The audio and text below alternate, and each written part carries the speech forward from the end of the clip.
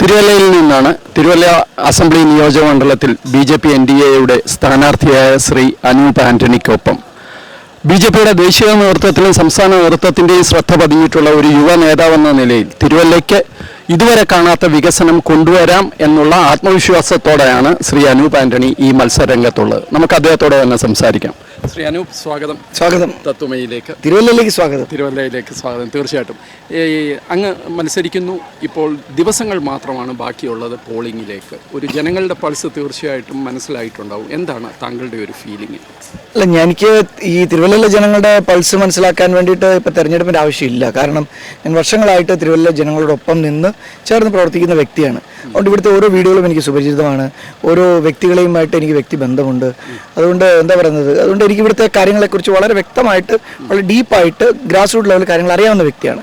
ഓരോരുത്തർക്കും എന്താണ് ആവശ്യം, ഓരോ ഭാഗങ്ങളിൽ എന്താണ് വികസന ആവശ്യങ്ങൾ, എല്ലാം കൃത്യമായിട്ട് അറിയാം. അതുകൊണ്ട് തന്നെയും ഇപ്പോൾ ജനങ്ങളുടെ അതായത് രാഷ്ട്രീയ പൾസായിരിക്കും ചോദിച്ചതെങ്കിൽ രണ്ട് കാര്യങ്ങളാണ് മുഖ്യമായിട്ടും. ഒന്ന്, മാറ്റം വേണം. കഴിഞ്ഞ 25 വർഷമായി ഒരു വ്യക്തി തന്നെ MLA ആയിട്ടിരിക്കുന്നു, നിയമസഭാംഗമായിരിക്കുന്നു, വലിയ പ്രതീക്ഷകളായിരുന്നു. പക്ഷെ അത് ഒത്തിരി തിരുവല്ല ഉയരാൻ സാധിച്ചിട്ടില്ല. അതുകൊണ്ട് മാറ്റം വേണം, അതാണ് ഒന്ന്. രണ്ടാമത്തെ വശം, ആ മാറ്റം കൊണ്ടുവരാൻ ആരാണ് ബെസ്റ്റ്. അപ്പോൾ അവർ ജനങ്ങൾ നോക്കുമ്പോഴത്തേക്ക് എന്നിൽ കാണുന്ന ചില അഡ്വാൻറ്റേജുകളുണ്ട്. അപ്പോൾ ഒന്ന്, പലരും പറയുന്നതാണ്, അതായത് ചെറുപ്പക്കാരനായതുകൊണ്ട് കുറച്ചുകൂടി ചെയ്യാൻ സാധിക്കും. രണ്ട്, കേന്ദ്ര സർക്കാരുമായിട്ടുള്ള ഒരു ബന്ധം. അപ്പോൾ അത് കൃത്യമായി ഇവിടെ ഉപയോഗിക്കാൻ സാധിക്കേണ്ട ഒരു സ്ഥലമാണ് തിരുവല്ല. പല പദ്ധതികളുമൊക്കെ നരേന്ദ്രമോദി സർക്കാരിൻ്റെ പിൻബലം ഉണ്ടെങ്കിലേ നമുക്ക് വലിയ രീതിയിൽ ഇവിടെ ചെയ്യാൻ സാധിക്കുള്ളൂ. അപ്പോൾ അതുകൊണ്ട് തന്നെയും ഒരു ഇവിടെ വിളിക്കുന്ന ഡബിൾ എഞ്ചിൻ MLA എന്നാണ്. അപ്പോൾ ഡബിൾ എഞ്ചിൻ MLA ആകാൻ പറ്റിയ ഒരു കാൻഡിഡേറ്റ് ആണ് എന്നുള്ളൊരു ബോധ്യം ജനങ്ങൾക്കുണ്ട്. അപ്പോൾ ഈ രണ്ട് ഫാക്ടറോട് ഒരുമിച്ച് വരുമ്പോൾ തീർച്ചയായിട്ടും ജനങ്ങൾ ഇത്തവണ NDA വിജയിപ്പിക്കുന്ന കാര്യത്തിന് യാതൊരു സംശയവുമില്ല.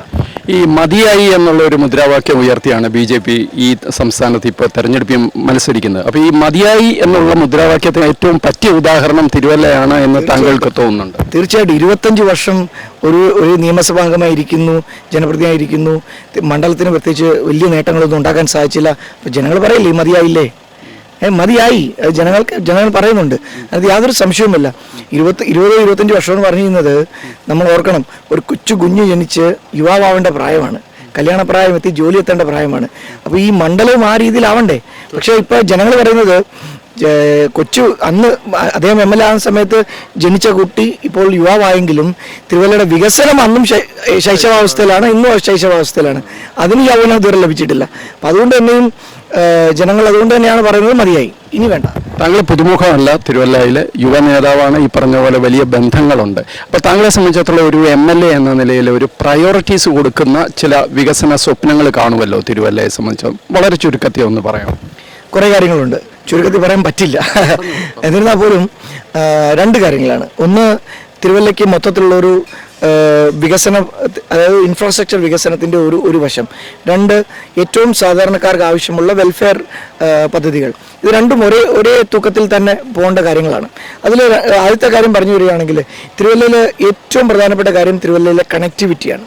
തിരുവല്ലയിൽ ഒരു വലിയ മണ്ഡലമാണ്. നിരണം മുതൽ ആനിക്കാട് വരെ കിടക്കുന്ന, അപ്പർ കുട്ടനാട് മുതൽ മലയോര പ്രദേശം വരെ കിടക്കുന്ന ഒരു സ്ഥലമാണ്. പക്ഷേ ഇവിടുത്തെ കണക്ടിവിറ്റി എന്ന് പറഞ്ഞു കഴിഞ്ഞാൽ ഏറ്റവും വലിയൊരു സ്ട്രൈക്കിംഗ് ഉദാഹരണം പറയാം. തിരുവല്ല ടൗണിൽ നിന്ന് മല്ലപ്പള്ളി എന്ന് പറയുന്ന അടുത്ത ടൗണിലേക്ക് പോകുന്ന MLAയുടെ വീടിൻ്റെ ഫ്രണ്ടിൽ കൂടെ പോകുന്നൊരു റോഡുണ്ട്. ആ റോഡ് പോലും കഴിഞ്ഞ 15 വർഷമായി പൂർത്തീകരിക്കാൻ സാധിച്ചില്ല എന്നുള്ളൊരു വാസ്തവമാണ്. അങ്ങനെ വലിയൊരു സ്റ്റാർക്ക് റിയാലിറ്റി ഇവിടെ കിടക്കുകയാണ്. അപ്പോൾ അതുകൊണ്ട് തിരുവല്ലയുടെ ബേസിക് ഇൻഫ്രാസ്ട്രക്ചർ, ഉള്ളടയിൽ പോയി കഴിഞ്ഞാൽ റോഡുകളുടെയൊക്കെ അവസ്ഥ വളരെ ശോചനീയമാണ്. തിരുവല്ലയിൽ ഇപ്പം നമ്മളിവിടെ നിൽക്കുന്ന തൊട്ടടുത്തുള്ള നിരണം ഹരിപ്പാട് ലിങ്ക് ഹൈവേ എത്രയോ നാളുകളായിട്ട് ഇപ്പോൾ പണിയെന്നും പറഞ്ഞ് ആളുകൾ കാത്തിരിക്കുകയാണ്. അങ്ങനെ ഒരു ബേസിക് ആയിട്ടുള്ള ഇൻഫ്രാസ്ട്രക്ചർ, അതിനകത്ത് തിരുവല്ല റെയിൽവേ സ്റ്റേഷൻ വരും. തിരുവല്ല നഗരം ഒരു അപ്ഗ്രേഡ് ആവശ്യമാണ്. തിരുവല്ല നഗരത്തിനും മല്ലപ്പള്ളി നഗരങ്ങൾക്കും അവിടെ ഒന്നും ഒരു വണ്ടി പാർക്ക് ചെയ്യാൻ പോലും സ്ഥലമില്ല. അതേപോലെ തന്നെ നമുക്കൊരു ബൈപ്പാസ് ഉണ്ട്. അതിനെ സിഗ്നൽ കുറുക്ക് ബൈപ്പാസാണ് എല്ലാവരും വിളിക്കുന്നത്. കാരണം ബൈപ്പാസ് വിളിക്കാൻ പറ്റില്ല. തിരുവല്ലയിൽ ഒരു പബ്ലിക് സ്റ്റേഡിയം ഉണ്ട്, എല്ലാവരും പറയുന്ന കാര്യമാണ്. ഒരു പബ്ലിക് സ്റ്റേഡിയം കാട് പിടിച്ച് കിടക്കുകയാണ് ഈ നാട്ടിൽ. അപ്പം അങ്ങനെ മൊത്തത്തിൽ തിരുവല്ലയുടെ ഒരു ഇൻഫ്രാസ്ട്രക്ചർ വലിയ രീതിയിൽ മാറ്റിയെടുക്കേണ്ട റെയിൽവേ സ്റ്റേഷൻ ആണെങ്കിലും തിരുവല്ല എന്ന് പറയുന്നത് ഒരു ആത്മീയ സാംസ്കാരിക ഹബ്ബാണ്. പരിമലപ്പള്ളി, തൃക്കപാലീശ്വരം ക്ഷേത്രം മുതൽ ഇങ്ങോട്ട് തുടങ്ങി ചക്കുളത്തുകാവ്, ശ്രീവല്ലഭ ക്ഷേത്രം, മാരാമൺ കൺവെൻഷൻ, അതിൻ്റെ ഒരു ഹബ്ബാണ്. 2 ശബരിമലയുടെ ഗേറ്റ് വേ ആണ്.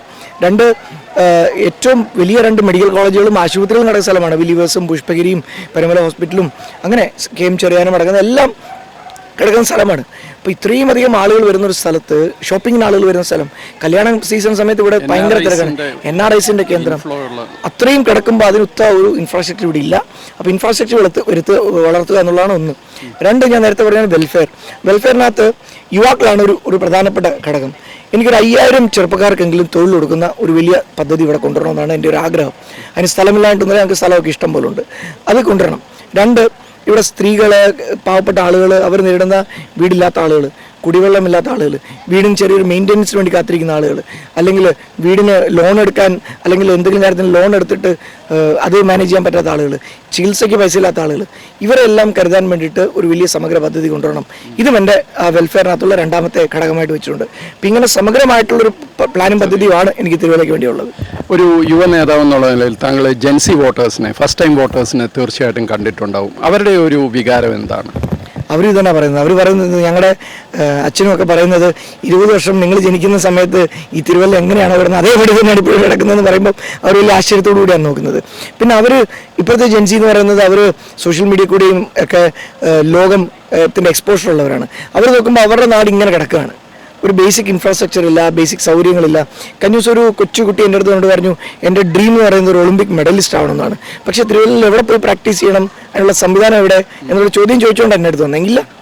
അങ്ങനെ അംബീഷനുള്ള ചെറുപ്പക്കാർക്ക് ഇപ്പം ഒരു ബിസിനസ് തുടങ്ങുന്ന ഒരു ചെറുപ്പക്കാരന്, ആ ചെറുപ്പക്കാരന് എവിടെ കയറി ചെന്ന് കഴിഞ്ഞാൽ ആ ചെറുപ്പക്കാരന് അഡ്വൈസ് കിട്ടും, ഒരു ചെറുകിട വ്യവസായം തുടങ്ങാൻ വേണ്ടിയിട്ട്. ഒന്നുമില്ല, കൗൺസിലിംഗ് സെൻ്റർ ഇല്ല, ഇൻവെസ്റ്റ്മെൻറ്റ് ബാങ്കിൽ പോയി കഴിഞ്ഞാൽ എങ്ങനെ സപ്പോർട്ട് കിട്ടുന്നവർക്ക് അറിയില്ല. അതുകൊണ്ട് ഒരു മെക്കാനിസം, ഒരു ഡിസ്കണക്റ്റ് ആണ് ചെറുപ്പക്കാരുമായിട്ട്. ആ ഡിസ്കണക്റ്റ് മാറ്റി ചെറുപ്പക്കാരെ കൂടെ നിർത്താനുള്ള ഒരു വലിയ ഒരു പദ്ധതി എൻ്റെ മനസ്സിലുണ്ട്. അതുകൊണ്ട് ജെൻസി വോട്ടേഴ്സ് കുറച്ചും കൂടി ഒരു ചെറുപ്പക്കാരൻ MLA ആയി വരണമെന്ന് ആഗ്രഹിക്കുന്നുണ്ട് ഇവിടെ. തീർച്ചയായിട്ടും ഈ നമ്മൾ ഈ പറയുന്ന ഒരു രാഷ്ട്രീയ സംസ്കാരമുണ്ട്. 10-25 വർഷം നാടിനു വേണ്ടി കാര്യമായ ഡെവലപ്മെൻ്റ് ഇല്ല, പക്ഷേ വീണ്ടും വീണ്ടും ജയിക്കുന്നു. ഈ രാഷ്ട്രീയ സംസ്കാരം മാറാൻ സമയമായി, മാറ്റാൻ സമയമായി. പക്ഷേ അത് BJPക്ക് അത് ഇപ്രാവശ്യം സാധിക്കുമെന്ന് ആത്മവിശ്വാസമാണ്. തീർച്ചയായിട്ടും. കാരണം ഞാൻ നേരത്തെ പറഞ്ഞ പോലെ ജനങ്ങൾ പറഞ്ഞു തുടങ്ങി മതിയായി എന്നുള്ളത്. മാറ്റം വേണമെന്ന് ജനങ്ങൾ തന്നെ പറയുകയാണ്. പിന്നെ രണ്ടാമത്തെ കാര്യം, ഇവിടെ ഈ ഇദ്ദേഹം ജയിച്ചു വരുന്നതിന് വലിയ ഘടകം എന്ന് പറയുന്നത് UDF ആണ്. UDF എന്ന് പറയുന്ന സംവിധാനം ഇവിടെ സത്യം പറഞ്ഞാൽ ഏറ്റവും ദുർബലമായ സംവിധാനമുള്ള ഒരു സ്ഥലമാണ്. ഇവിടെ കാലങ്ങളായിട്ട് കേരള കോൺഗ്രസിന് മത്സരിക്കുന്നു. അവരുള്ളിൽ തന്നെയുള്ള വിഭാഗീയത കാരണം അവരുള്ളിൽ തന്നെ പ്രശ്നമാണ്. കോൺഗ്രസ് കൃത്യമായ വർക്കില്ല. അപ്പോൾ അങ്ങനെ മൊത്തത്തിലൊരു UDF സംവിധാനം ഏറ്റവും എന്താ പറയുന്നത്, അങ്ങനെ നിൽക്കുന്ന ഒരു സ്ഥലമാണ്. ഇത് ആരോ പറഞ്ഞിട്ട് സത്യം പറഞ്ഞാൽ ഇത് കോൺഗ്രസിന് കൊടുക്കേണ്ട സീറ്റായിരുന്നു എന്ന് പറഞ്ഞാൽ അവരുടെ ഇടയിൽ തന്നെ വലിയ പിടിവലിയാണ്. അപ്പം ഇപ്പോൾ കോൺഗ്രസ്സുകാരൻ ആഗ്രഹിക്കുന്നത് ഈ മണ്ഡലത്തിൽ കോൺഗ്രസ് മത്സരിക്കണമെന്നാണ്. അങ്ങനെ മൊത്തത്തിലൊരു UDFന് ഈ LDFന് ഒരു കൃത്യമായ ഒരു എതിരാളിയാണ് എന്നൊരു ജനങ്ങൾക്കൊരു ബോധ്യം കൊടുക്കാൻ ഇതുവരെയും സാധിക്കുന്നില്ല.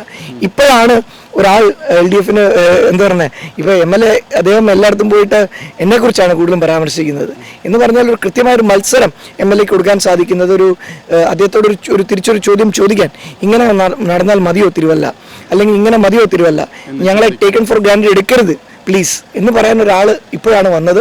അപ്പം അതുകൊണ്ട് തന്നെയും ഈ UDF ആണ് ഇവർക്ക് ഇത്രയും വലിയ അനുകൂല ഘടകവും സാഹചര്യം ഉണ്ടാക്കിക്കൊടുത്തത്. അതുകൊണ്ട് ഇത്തവണ ജനങ്ങൾക്ക് മനസ്സിലായി കൃത്യമായൊരു മാറ്റം ഉണ്ടാക്കണമെങ്കിൽ NDAയുടെ ഒപ്പം നിൽക്കണമെന്നുള്ളത്. ഒരു ലാസ്റ്റ് ചോദ്യം കൂടി, അത് കേരളത്തിൻ്റെ പൊതുവായ ഒരു രാഷ്ട്രീയ ഈ ഒരു പശ്ചാത്തലത്തിൽ കേരളത്തിൽ BJP CPM ഡീലുണ്ട് എന്ന് പറയുന്നു, UDF പറയുന്നു BJPയും CPMുമായിട്ടാണ് ഡീലെന്ന്, LDF പറയുന്നു തിരിച്ച് ആണ് ഡീലെന്ന്. പക്ഷേ രണ്ടിലും പൊതു ഘടകം BJPയാണ്. അപ്പോൾ BJPയെ ശരിക്കും ഇവർ ഭയപ്പെട്ടു തുടങ്ങി എന്നാണോ? 3 കാര്യങ്ങളാണ്. ഒന്ന്, ഈ കേരളത്തിന് പുറത്ത് പോയി കഴിഞ്ഞാൽ കോയമ്പത്തൂർ മുതൽ അങ്ങോട്ട്, കോയമ്പത്തൂരിലെ അവിടെ ജയിക്കുന്നത് ഒരു ഇന്ത്യ മുന്നണിയുടെ MP ആണ് എപ്പോഴും ജയിച്ചു വരുന്നത്. അതിന് കാരണം എന്താണെന്ന് ചോദിച്ചാൽ ഇവരെല്ലാം ഈ ബോർഡർ പോയി കഴിഞ്ഞാൽ ഒരുമിച്ചാണ്. ഇത്രയും ഓപ്പണായിട്ട് ഒരുമിച്ച് നിൽക്കുന്ന ആളുകൾ ഇവിടെ വന്നിട്ട് CPMും BJPയും തമ്മിൽ, കോൺഗ്രസും BJPയും തമ്മിൽ ഇങ്ങനൊരു ഡീല് വിരോധാഭാസമാണ്. ഒന്ന്. രണ്ട്, BJP ഇവർ ഭയക്കുന്നു. അതുകൊണ്ടാണ് BJP എന്ന് 24 മണിക്കൂറും പറഞ്ഞുകൊണ്ടിരിക്കുന്നത്. 3, ഇവിടെ ഒരു ഡീലുണ്ട്. ആ ഡീൽ എന്താണെന്ന് ചോദിച്ചു കഴിഞ്ഞാൽ BJPയും ജനങ്ങളും തമ്മിലൊരു ഡീലുണ്ട്. ജനങ്ങളുമായിട്ട് BJP ഡീൽ ഉണ്ടാക്കിയിട്ടുണ്ട്. ഇത്തവണ ഞങ്ങളൊരു മാറ്റം കൊണ്ടുവരും. മാറ്റം കൊണ്ടുവന്നുകൊണ്ട് നരേന്ദ്രമോദിയുടെ സഹായത്തോടു കൂടി കേരളത്തിന് കാലങ്ങളായി കാത്തിരിക്കുന്ന ഒരു വികസനം കൊടുക്കുന്ന ഒരു ഡീല് ജനങ്ങളുമായിട്ടുണ്ട്. ആ ഡീലാണ് ഇത്തവണ വർക്കൗട്ട് ആകാൻ പോകുന്നത്. തീർച്ചയായിട്ടും വളരെയധികം നന്ദി. ഡീലല്ല, ലീഡ് ആവട്ടെ, ജയിക്കട്ടെ, ജയിച്ചു കയറട്ടെ. എല്ലാവിധ ആശംസകളും. Thank you. HIV അണുബാധ സന്തോഷപൂർണമായ ഒരു ജീവിതത്തിന് തടസ്സമല്ല. HIV അണുബാധയ്ക്ക് ഫലപ്രദമായ ചികിത്സ ഇന്ന് ലഭ്യമാണ്. ഇതിന് യഥാസമയം അണുബാധ കണ്ടെത്തുന്നതും കാലേക്കൂട്ടി ചികിത്സ നടത്തേണ്ടതും അത്യാവശ്യമാണ്. സൗജന്യമായ ചികിത്സയും മാർഗനിർദ്ദേശങ്ങളും സർക്കാർ ആശുപത്രികളിലെ ART അഥവാ ഉഷസ് കേന്ദ്രങ്ങളിൽ ലഭ്യമാണ്. ആരോഗ്യ സംരക്ഷണം ഓരോരുത്തരുടെയും ഉത്തരവാദിത്തമാണ്.